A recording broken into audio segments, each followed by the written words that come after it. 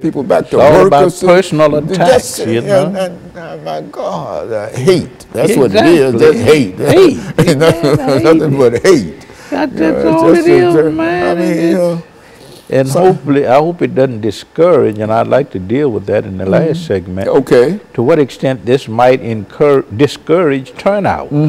I think it's going to promote turnout myself. You do? Oh, yes. Oh, yes. I think that goodness. we're going to have the greatest, black folks going to get out and vote. I think, and I think all the people who have felt disenfranchised Gonna get out and vote. Get out and vote. Lord, and that benefits the Democratic Party. Yeah, that will benefit the Democratic Party.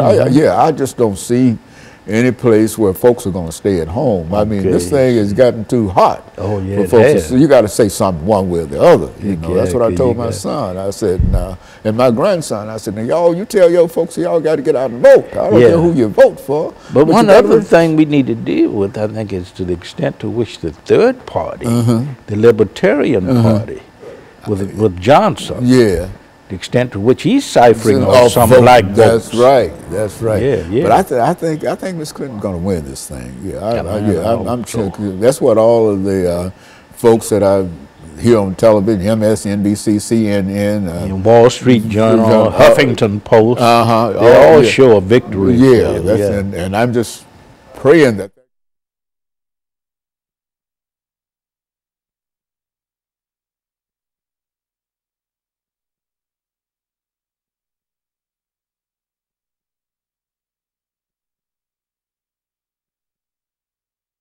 Thank you and welcome back to the final segment of the show for today. We're talking to Dr. Lewis Baldwin, and he's giving us some information in reference to African Americans and the election of 2016. And of course, Dr. Baldwin, let's during this last segment, let's take the opportunity to deal with some issues that you believe to be important in this election, so that we can sort of end this particular segment, given some directions in terms of what people can do and what we ought to do. I think this election is important, first of all, because we need to assure the preservation of the Obama legacy. Obama has been very intentional about addressing health care issues, about addressing employment issues in the black community, criminal justice issue, the issues that pertain to law enforcement and its relationship to the black community.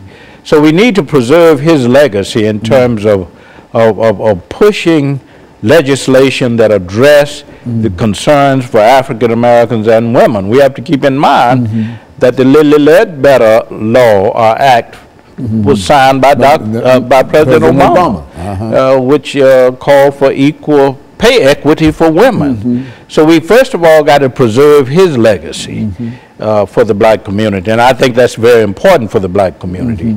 Another concern, of course, is how will this election cycle, and particularly the person who wins the office of president, how will that person address issues such as affirmative action, such as gun control, criminal justice, crime in black communities. I think that is very, very important. We look to the future, black Americans do. We've always looked to the future because we have had problems dealing with the past in many cases, and dealing with the present. We look to a future with hope. Things have to get better. Things have to get better. So we have a more hopeful view when it comes to the future. And I think black Americans today are looking for someone who will build on the Obama legacy. And I think most black American studies show that 87% of blacks at least will vote for the Democratic candidate. And I think that most black Americans feel that the Democratic candidate, who happens to be Hillary Clinton, represents a better prospects, a better choice for the future in terms of how our own platform in the black community will be advanced, not only in terms of the preservation of the Obama legacy, but building on that legacy in terms of what? Creating more jobs. There's unemployment in certain black communities at 58%. So how will the future president address those kinds of issues? How will the future president address the gun issue? Hillary Clinton has talked about gun control. Donald Trump has talked about the Second Amendment rights and how to extend those rights. So I think, you know, we have to look at that because that's very, very important, because crime, particularly black on black crime, has reached epidemic proportions in places like Chicago and New Orleans and Philadelphia. So we have to be very concerned about the candidate who wins and how that candidate will promote our agenda as it relates not only to education and jobs and the Supreme Court and the Supreme Court, very important. Yes, very important. Pay equity, voting rights, affirmative action. I think these are the concerns that black people bring to the ballot as they vote for our president on November 8th. And I think over the last 5 minutes, Dr. Baldwin, I think that this is an opportunity for black folks and other folks who feel that they've been discriminated against. Disenfranchised. That's right. It's an opportunity for them to move forward. Exactly. And the best way to move forward is to have a good agenda. Exactly. And I think that the Democrats do at least have somewhat of an agenda. I mean, at least it might be on the web page somewhere. Exactly. But at least it's out there somewhere, and it's not a bunch of well, anyway, I mean, exactly. I think it characterizes itself. Exactly. When you talk about the opposite of that. Yeah, we have to keep in mind now that since the mid-'60s, when Martin Luther King Jr. was imprisoned at Reedville, it was actually 1961-62, blacks have shifted more toward the Democratic Party. And they've shifted more toward the Democratic Party because they perceive the Democratic Party as being more in line with the kinds of concerns that they have, particularly as they relate to civil rights, affirmative action, the right to vote, etc.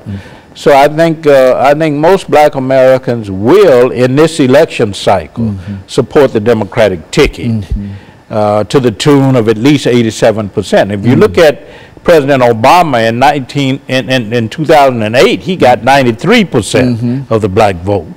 In 2012, he got 95%. I don't think that the Democratic candidate would reach that. But I think the Democratic candidate will at least receive 85 to 87% of the black vote. Yeah, and I think that that's a very, very important statistic because it indicates that we can be very, very optimistic in terms. And I do believe, I know people have been somewhat pessimistic in reference to the participation of Africans in this particular election, but I feel I feel a shutout coming up. Exactly. You know, and sometimes I wake up at night in cold sweat, thinking that perhaps I might have to start looking for a Canadian route somewhere. Exactly. No, but seriously, I think that it is a real problem in terms of how we perceive ourselves and the threats. Yes, but so much is happening in terms of trying to discourage turnout.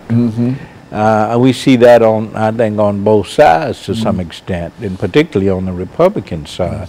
This whole idea that the election will be rigged. Yes. And I personally don't subscribe to that thinking. I don't think many people. Yeah, I think we have in the United States, in this country, one of the most sophisticated systems of voting. Electoral politics, and I think that there's a lot of integrity there. So I don't subscribe to the arguments of those who think that the election will be rigged. But I do think that people of all races, of all ethnic backgrounds, nationalities, religious backgrounds will go to the polls and will vote their conscience. So I expect a lot of integrity as it relates to the electoral process. I don't expect anybody's going to be trying to cast 2 votes. Exactly. I often say that it's hard to get many of us to cast 1 vote. Exactly. Now, very seriously, you're going to get anybody to cast 2 votes. Go down there twice. Yes, I think I think it would be an election characterized by integrity, and I think that I think that this process in America in our country has more integrity than in other parts of the world. That's it. And if we don't have it, then how could we expect it to be anywhere else? Because exactly. And in spite of what everybody say, this is indeed the greatest country yeah, in the world. Absolutely. And I feel it a privilege personally to be an American. Yeah. I mean, I've never seen anything that we've done yeah. or whatever that would put me outside of being a citizen of the United States of America, in spite of all of the trials and tribulations that we've had in this country. I think that this is the best one for us. There's one thing we can claim, of course, is that our struggle has been toward the realization of participatory democracy. That's right. And we've been on that course. Yes, and I think we'll make it. Exactly. I think we'll be very successful. Exactly. And so, Dr. Baldwin, during the last 45 seconds, let me thank you for bringing by again some excellent information, some encouraging statements in terms of where we are and some of the possibilities. And while we stand on the very, very edge of this third debate, I do believe that this will be decisive in terms of helping us move toward the polls. Yes, and I look forward to that, and I know that I've talked to everybody in reference to it, and so a lot of folks are going to vote. I'm convinced of that. That's the important thing. We have to have the turnout. That's the turnout, regardless of who we have to make sure that the realization of our vision for the future. Okay, and let me thank you, and let me encourage our audience to tune in again next week for another informative edition of Comments. Thank you, and good morning.